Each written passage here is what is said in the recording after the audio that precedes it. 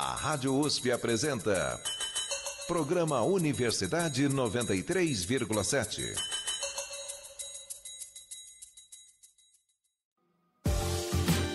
Você está ouvindo o programa Colmeia, Ideais Urbanos.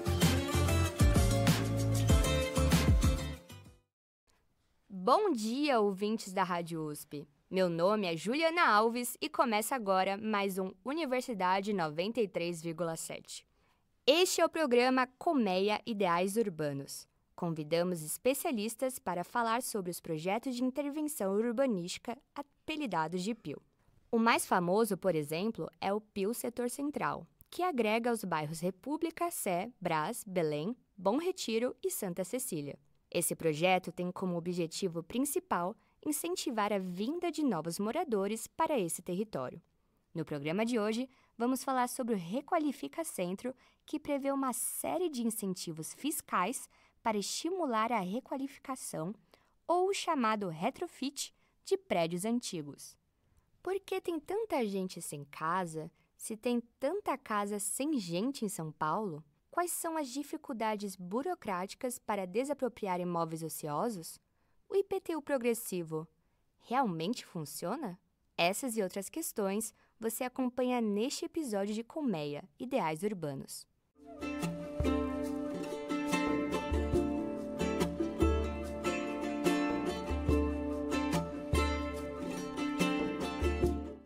Para compor a mesa no nosso debate sobre os imóveis ociosos e a desapropriação no centro de São Paulo, convido Larissa Kruger.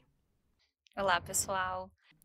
Larissa é formada em Gestão de Políticas Públicas pela USP, especialista em Habitação Social pela Escola da Cidade, mestre em Planejamento Urbano pela Faculdade de Arquitetura e Urbanismo da USP e também leciona Urbanismo Social na parte de Políticas Públicas em Território de Vulnerabilidade. Também está presente na mesa a Débora Lima, coordenadora nacional do MTST, Movimento dos Trabalhadores Sem Teto. Salve, galera! Grande prazer estar aqui com vocês. Débora também é presidenta do PSOL na cidade de São Paulo. Hoje ela atua como educadora em cursinhos populares e dentro do movimento. Adriele Marcelino ouviu a opinião dos moradores do centro sobre os imóveis ociosos. Vamos ouvir a reportagem. O fácil acesso ao transporte público e serviços são características que tornam o centro de São Paulo um dos principais destinos de quem acaba de se mudar para a capital. Em 1989, o eletricista José Carlos, de 52 anos, saiu da sua cidade natal no interior paulista para tentar a vida na região central da metrópole. Cheguei do interior de São Paulo, vim para Liberdade, morar aqui na Liberdade, morei 6 meses aqui e fui morar no São Bernardo. Morei 6 meses lá. Não me dei bem lá, não me habituei a morar lá, voltei a morar na Liberdade, pois sempre gostei daqui. Ao longo de mais de 30 anos que José Carlos viveu no bairro da Liberdade, a região central sofreu uma série de transformações que são alvo de estudo da pesquisadora Ana Gabriela Caixi. Nessa região da cidade, ocorreu no final dos anos 90 um processo de saída de empresas, sedes de bancos, que ocupavam ali prédios inteiros, né, numa época em que o centro era valorizado e lugar das elites. Segundo a pesquisadora Ana Gabriela Caixi, a partir desse processo, muitos prédios ficaram vazios e com dificuldade para serem ocupados novamente. O centro de São Paulo é a região que concentra a maior parte dos imóveis ociosos na cidade de São Paulo. Os imóveis ociosos citados por Ana Gabriela Caixi são aqueles que foram notificados pela Prefeitura de São Paulo como descumprindo a função social da propriedade. Prevista na Constituição, a função social da propriedade foi regulamentada em São Paulo no ano de 2014 com a aprovação do Plano Diretor. Desde então, a Prefeitura notificou 1.425 imóveis considerados ociosos. De acordo com a pesquisadora Ana Gabriela, a pandemia agravou o problema. Enquanto há muito imóvel sem gente, existe muita gente sem casa. Segundo dados do Plano Municipal de Habitação, 369 famílias da capital paulista vivem em moradias inadequadas e precárias. Ao mesmo tempo, 31 mil pessoas vivem em situação de rua na cidade de São Paulo. A pesquisadora e especialista em planejamento urbano, Alejandra Maria Deveche, estuda o potencial de moradia de imóveis ociosos da região central de São Paulo. Aproximadamente 1 milhão de metros quadrados está vago, com significativo potencial construído para viabilizar aproximadamente 20 mil unidades habitacionais. Em seu livro Reformar não é Construir, Deveste explica que a formulação de uma política de reforma de edifícios é uma oportunidade única de gerar habitação e desenvolvimento sustentável para a cidade de São Paulo. Quando se analisam as plantas arquitetônicas, se pode concluir que há uma predominância de algumas tipologias, e especialmente da tipologia H. Essa predominância faz com que seja mais fácil criar intervenções padrão para esse tipo de planta. Além das vantagens econômicas de reaproveitar construções, a vida no centro de São Paulo oferece benefícios como fácil acesso ao transporte público de qualidade, comércio e trabalho. Eu mesma moro no centro de São Paulo há 4 anos e sou apaixonada pela região. Bem, essa paixão pelo centro revela uma coisa que eu e o senhor José Carlos temos em comum. Minha filha quer sair daqui, mas eu não quero, pois tem acesso a tudo aqui. Assim como José Carlos, eu me sinto bem vivendo no centro de São Paulo e não quero sair daqui. Para quem gosta de arte e cultura, é o lugar perfeito. No centro, você sempre vai ter um evento para ir, um museu para visitar, ou vai se surpreender com uma curiosidade histórica que você ainda não sabia. Então imagine que legal se mais pessoas pudessem viver na região central de São Paulo e usufruir de todos os benefícios que ela tem a oferecer. Drica Marcelino, Rádio USP São Paulo. Você está ouvindo Colmeia, Ideais Urbanos. Apresentação de Juliana Alves e participação de Larissa Kruger, mestre em Planejamento Urbano pela USP, e Débora Lima, coordenadora nacional do MTST. Muitos desses imóveis se tornam alvo de especulação imobiliária, já que não há garantia ou incentivos para serem usados com fins habitacionais. Qual é o impacto desse processo, Larissa? Eu tendo a discordar de que não haja um controle dos tipos de uso, tá? Os incentivos, eles são dados prioritariamente para o uso habitacional, já nessa tentativa de trazer mais pessoas para morarem no centro. O retrofit não é um produto do mercado imobiliário tradicional, não é uma pauta, né, do mercado imobiliário organizado. Ele tende a ser um nicho de empresas específicas e muitas dessas empresas com características de inovação urbana, que são mais novas, né? Então, essa frente, né, de tentar trazer mais vida para o centro, né? Muito da produção cultural, enfim. O impacto que a gente tem, que o Requalifica ele não conseguiu resolver, foi o aspecto da desburocratização do processo de licenciamento, né, do retrofit. Mesmo com todos os incentivos urbanísticos e fiscais que a lei do Requalifica traz, ele não traz a desburocratização, que é o principal aspecto de desincentivo a essa forma de produção imobiliária. Uhum. E para você, Débora, qual é o impacto desse processo de reformar esses edifícios antigos que seriam para fins habitacionais? Eu acho que é um potencial que tem que ser, de certa forma, assim, apostado. Mas eu queria também aqui pontuar sobre essa questão mesmo dos imóveis ociosos, né? Inclusive, um dos companheiros que milita junto comigo dentro do movimento de moradia traz uma frase que é muito verdadeira, que tem mais casas sem gente do que gente sem casa. Ou seja, na realidade, para resolver, assim, dentro dessa lógica que a gente traz, para resolver o problema de falta de moradia, era somente pegar, né, esses imóveis ociosos, essas casas abandonadas e colocar a pessoa para morar. Essa é uma lógica onde tem estudo, tudo previsto. Dentro do Estatuto da Cidade tem uma lei, aí que eu falo, né?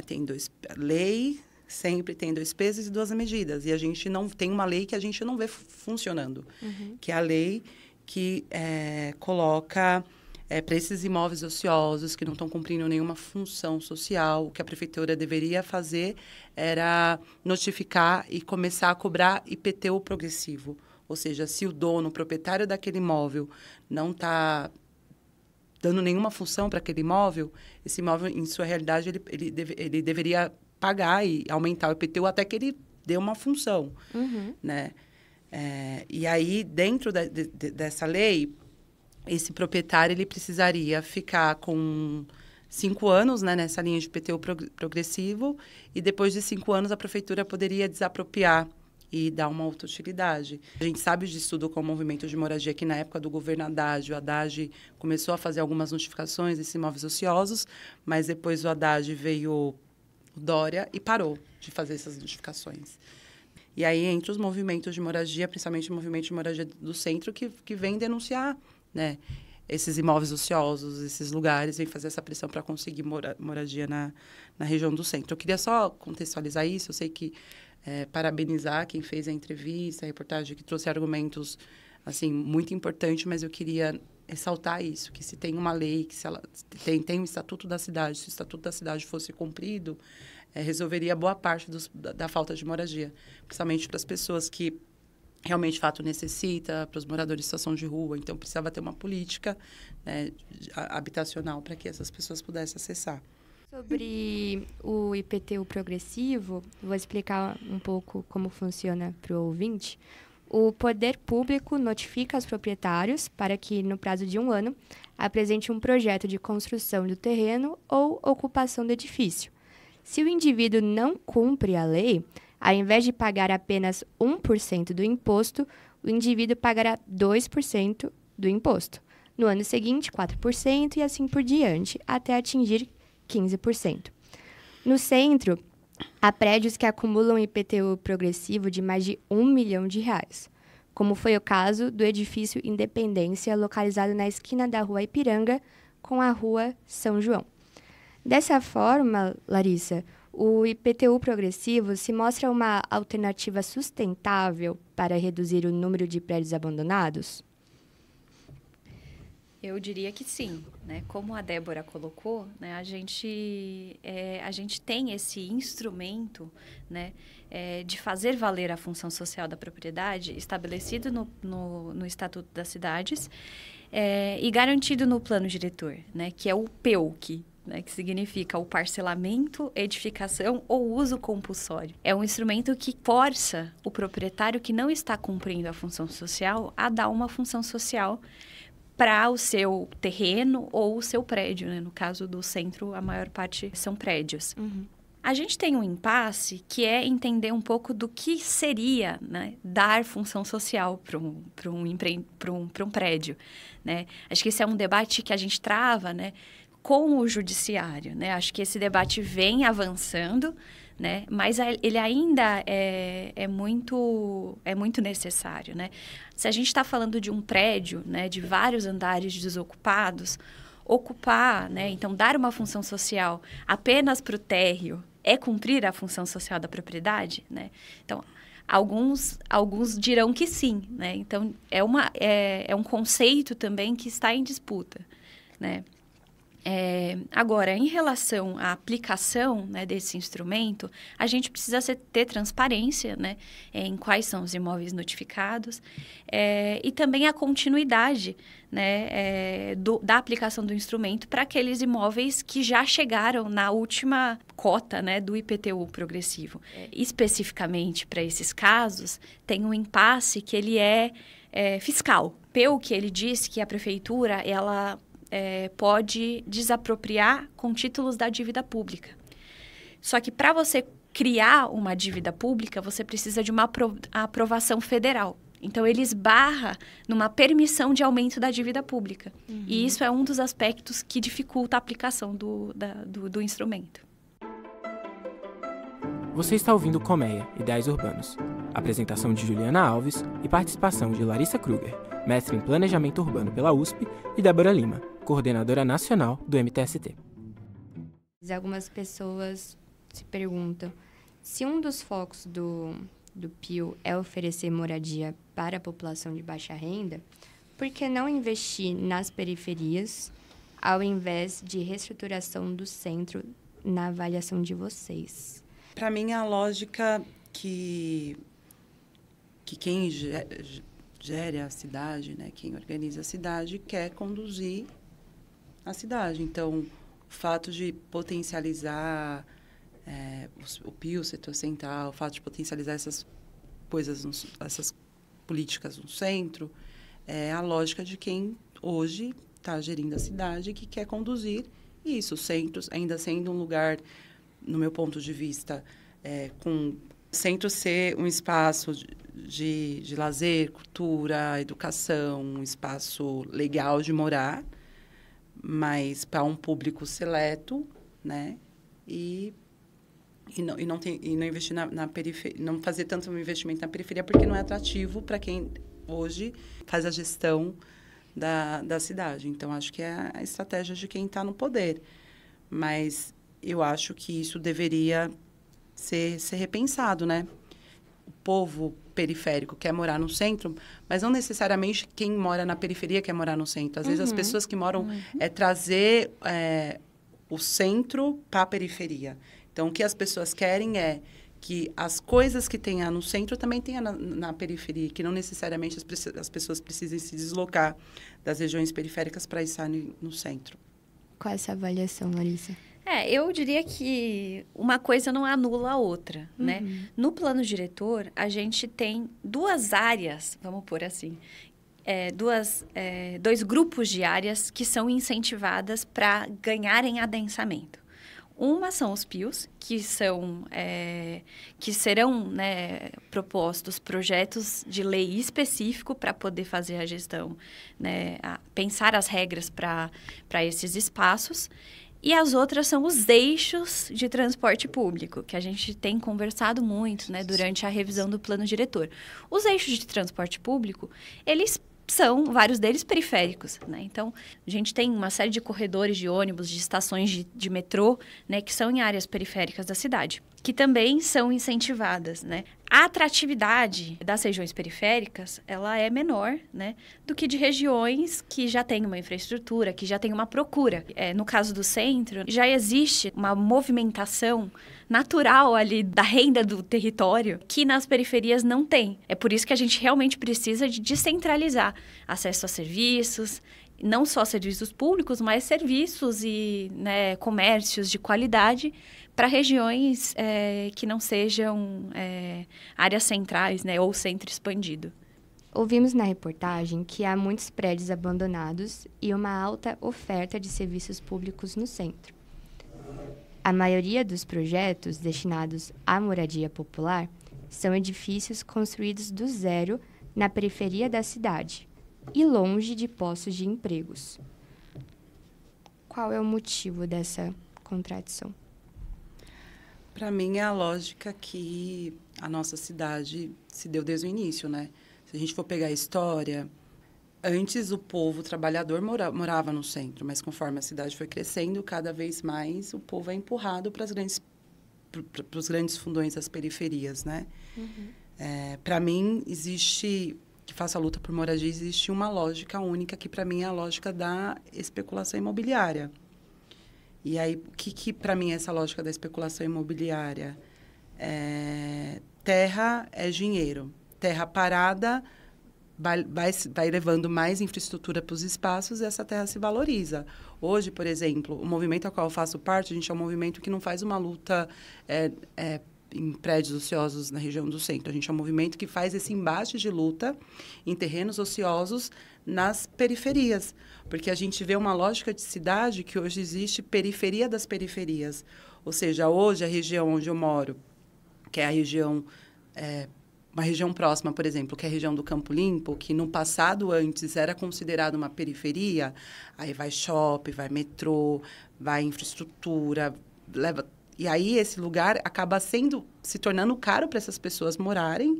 E aí, nessa lógica de crescimento, da especulação imobiliária, que terra dá dinheiro, a tendência é levar a população para as periferias a periferias. Entendi. E para você, Larissa, qual é o motivo dessa contradição? Eu acho que tem um aspecto que está relacionado com a forma de fazer do nosso mercado imobiliário e também de fazer política habitacional, né? A gente sempre fez política habitacional de construção, né? São muito pequenas as experiências de retrofit, muitas delas inclusive feitas pelos movimentos de moradia. A dificuldade de fazer retrofit tem a ver com o fato de prédios do centro terem vários proprietários, e aí para você negociar com vários é muito mais difícil. Então, é uma questão de direito civil, né? Outro ponto são heranças, né? Então, gente que morreu, partilha de bens, inventário, né? Também esse aspecto. Outro ponto que eu também mencionei, o risco associado à produção ali. Os projetos, eles não têm um prazo de análise definido, né? Então, não existe um incentivo de desburocratização, né, do poder público para essa atuação. Já em relação às produções novas, o centro ele já tem muitos prédios, né? Então, os terrenos são escassos, né? Para você construir novos, né, para além dos terrenos já existentes, teria que demolir, né? Então, tem um custo associado a isso também, né? Então, eu diria que são esses os aspectos, né?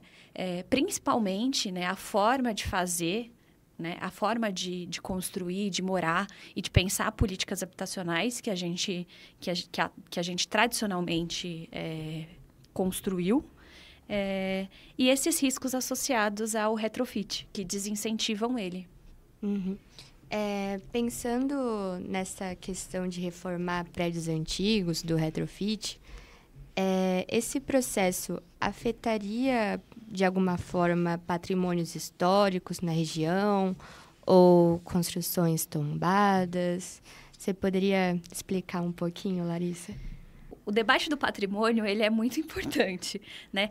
No centro, ele tem muitos bens tombados e o que não é tombado é a área envoltória de bem tombado, né? Que seriam áreas ali que as construções deveriam ter cautelas, né? Serem acompanhadas justamente pelo potencial ali patrimonial que existe do entorno, né? Mas a gente também não tem uma política bem estruturada de cuidado do patrimônio, né? Inclusive, uma boa política de retrofit, né, facilitaria, né, na conservação desses prédios, né? Então, muitas organizações de moradores, né, de prédios tombados se mobilizam muito para conseguir ter incentivos para manter, né, o prédio. E a nossa política ainda é bem deficitária. E você, Débora, como você acha que o retrofit, reformar esses prédios antigos, poderia afetar os patrimônios históricos da região? Eu não tenho muito acúmulo referente a esses processos que estão se dando, o quanto isso é prejudicial ou não. A única preocupação que me traz quando se fala de construção de retrofit é as pessoas que moram em cortiço, né? Uhum. Que a gente sabe que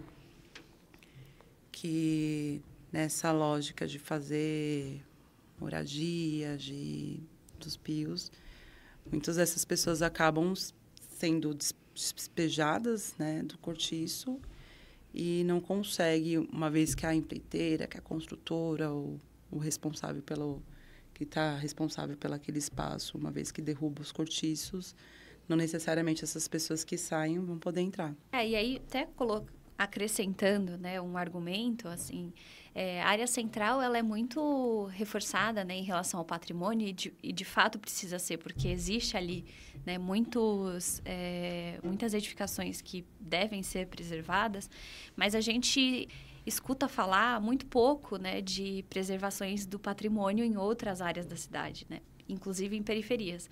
Né? Então, a gente vê vilas operárias sendo destruídas, né? Enfim, a história sendo destruída sem que joguem tanta luz para o tema quanto jogam para a região central. Você está ouvindo Colmeia, Ideais Urbanos. Apresentação de Juliana Alves e participação de Larissa Kruger, mestre em Planejamento Urbano pela USP, e Débora Lima, coordenadora nacional do MTST. Queria aproveitar que eu estou com a Larissa, que tem bastante conhecimento técnico na área. Aí eu tenho uma dúvida que também me traz, angústia.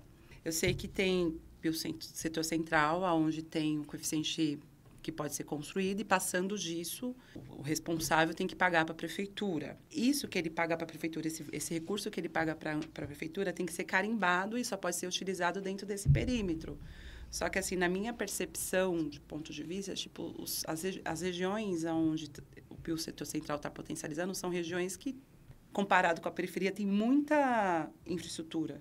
E por que esse recurso não poderia ser carimbado para, em vez de fortalecer o centro, que já é muito lindo dentro das realidades que a gente tem dentro da nossa capital de São Paulo, por que não pode ir para outro lugar? Eu queria saber, tipo assim, também qual que seria a sua opinião? Você acha que tem que ser assim ou que não tem que ser? Mas é uma angústia que eu tenho.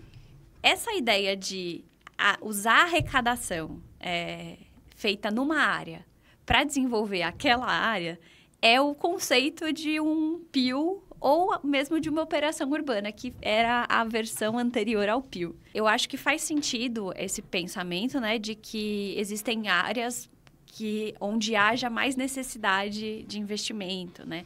Mas o centro também tem seus desafios. Me parece interessante usar recursos para investimento dentro de um perímetro. O que se faz para garantir destinações, né? A gente carimba, né, o percentual desses recursos que vão para cada tema. Ter 30% da ação do perímetro para a habitação social. Uhum. Também tem a questão do patrimônio. Então, um percentual de toda a arrecadação vai para a conservação do patrimônio histórico, né? E assim vai. Uma outra alternativa que tem sido feita é criar áreas envoltórias que alguns investimentos podem ser feitos ali, né? Uhum. Inclusive de habitação social. Né? Então, transporte também em alguns dos PILs. Então, são duas possibilidades aí. Mas esse ponto de usar o recurso adquirido a partir do território num território, ele é a própria ideia do PIL. É diferente do Fundurb, que vai concentrar todos os recursos adquiridos a partir da venda do potencial construtivo na cidade toda. Uhum. Né? E aí ele vai para esse fundão, né? Esse fundo grande, que também tem os recursos carimbados, né? Então, um percentual vai para moradia, um percentual vai para mobilidade urbana, né? Para parques, enfim. Só que aí pensadas para a cidade toda. Poderia estar junto do Fundurb, né? Porque as outras regiões pode, dentro do potencial construtivo, contribuir para a cidade toda, e a região central, que já tem as coisas só para eles.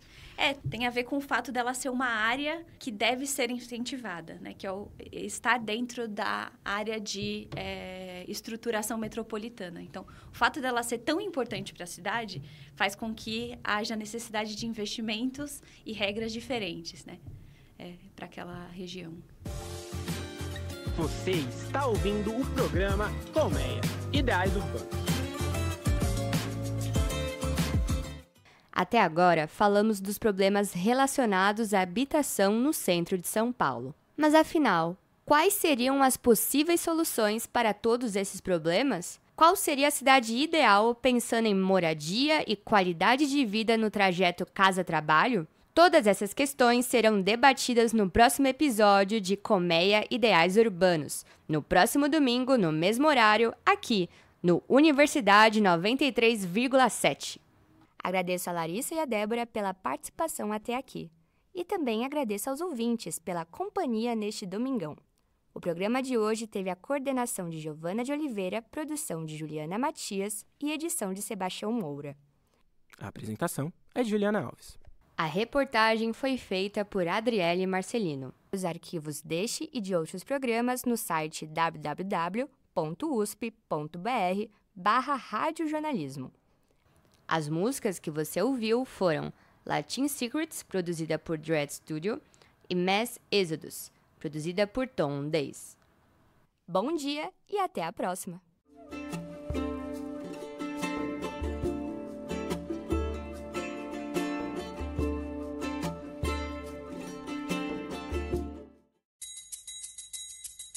A Rádio USP apresentou Programa Universidade 93,7.